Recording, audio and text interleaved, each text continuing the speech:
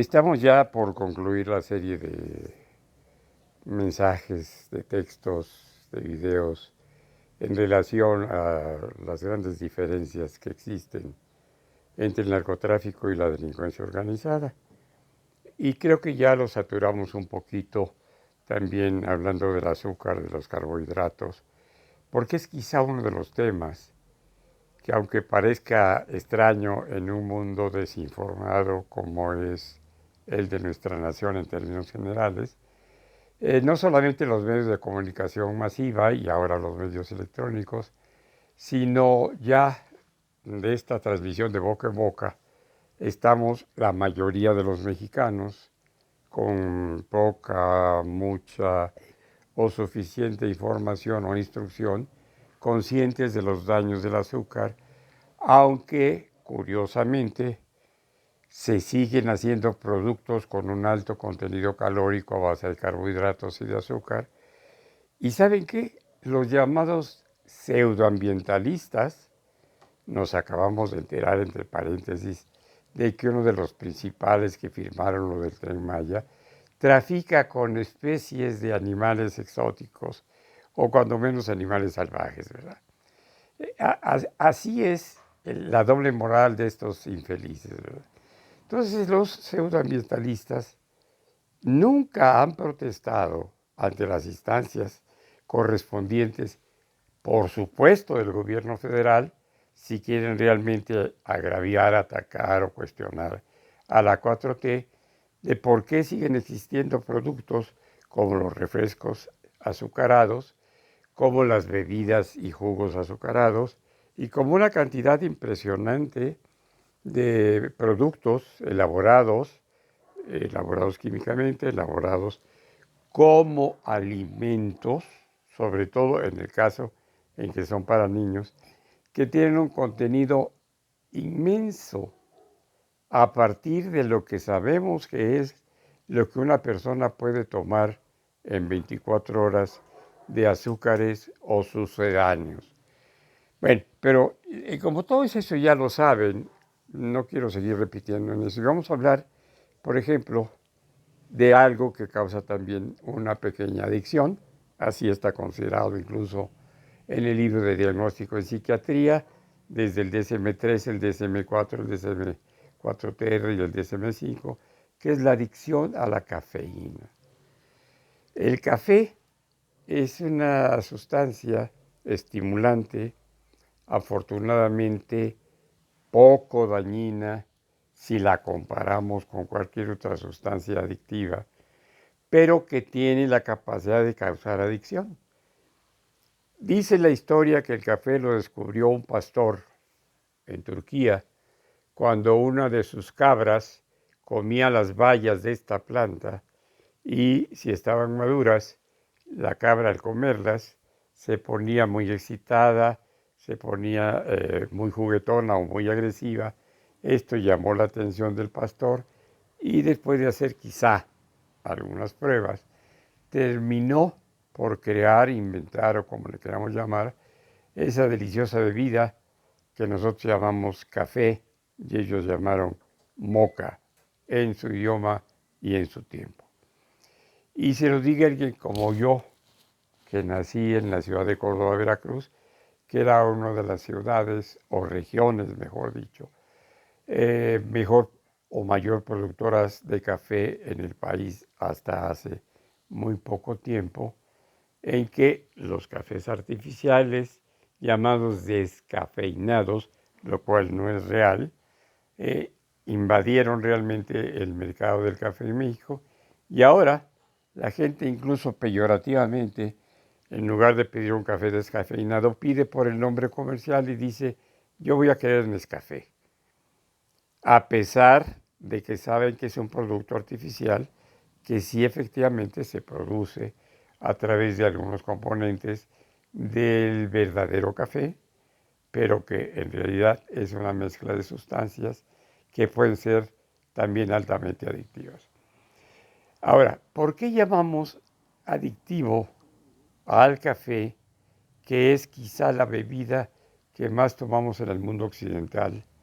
Hombres, mujeres, niños, adultos, y hasta las quimeras también acostumbran tomar café.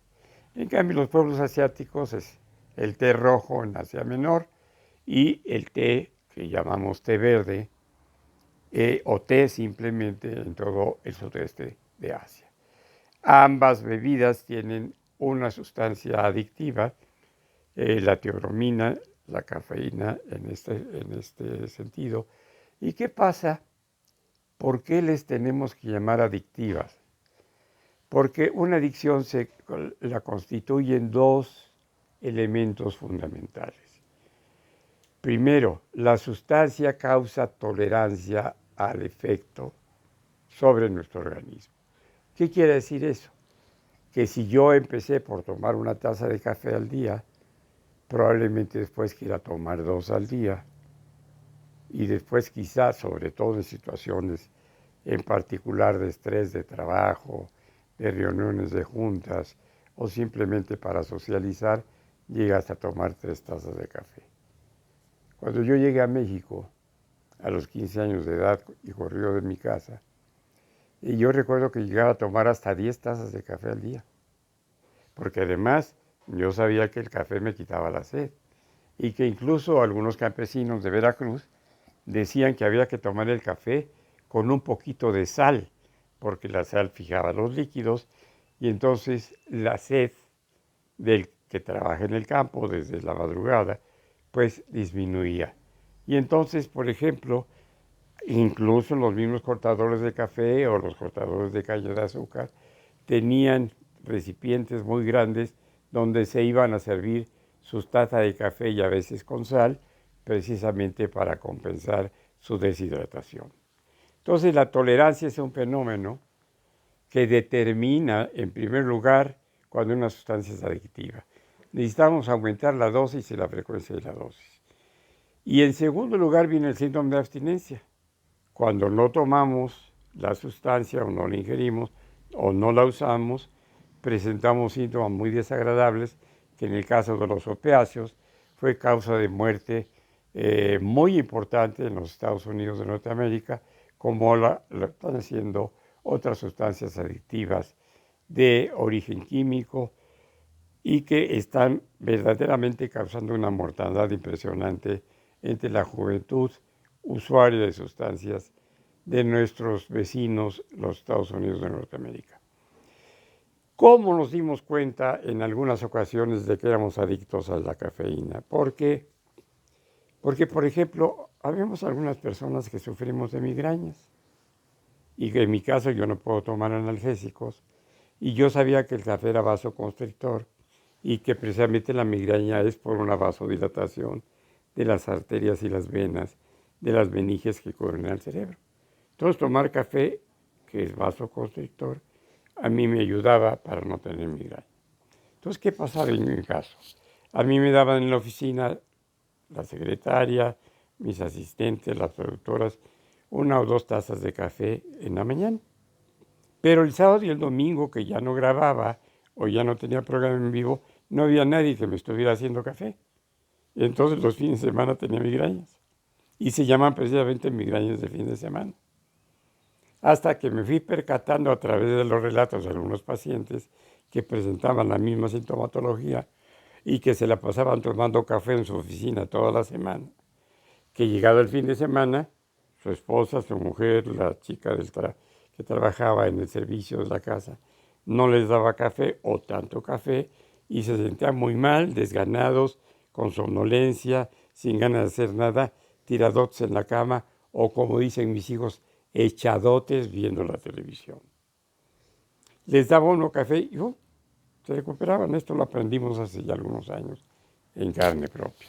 Entonces, todo el mundo sabe que el café puede causar una pequeña adicción, pero no causa daño cerebral ni causa mayor daño a la naturaleza del individuo, aunque personas susceptibles o con problemas digestivos como la gastritis pueden presentar adicción a la cafeína.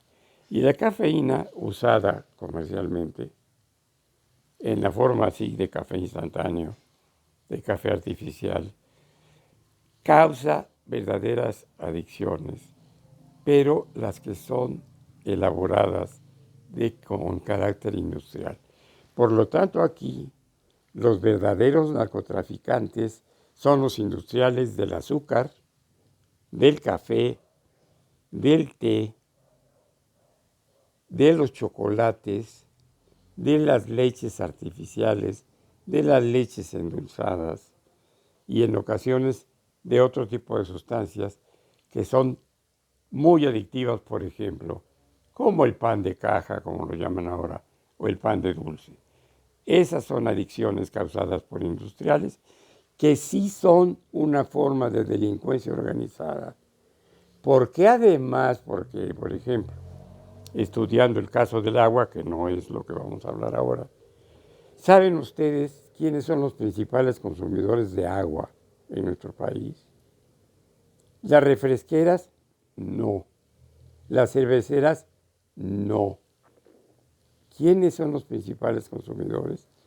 Los ganaderos, por la cantidad de agua que necesita el ganado, pero principalísimamente y en un grado muy superior, las mineras. Y sabemos que el segundo hombre más rico del país es dueño de mineras y es el responsable de la muerte de una buena cantidad de mineros en circunstancias de accidentes y que ha impedido deliberadamente el control de ese manejo adecuado de crímenes que realmente son producto del manejo del agua contaminada por mercurio, con plomo y con otros metales pesados como el magnesio. Eso también es un tráfico, eso también es un delito. ¿Dónde están los ambientalistas o dónde están los dignos mexicanos que creen que la culpa de todo esto la tiene el actual gobierno, que tiene 3 años y 3 meses de haber iniciado su proceso político?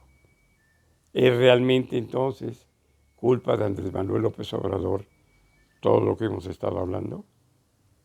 Se los dejo para que lo piensen.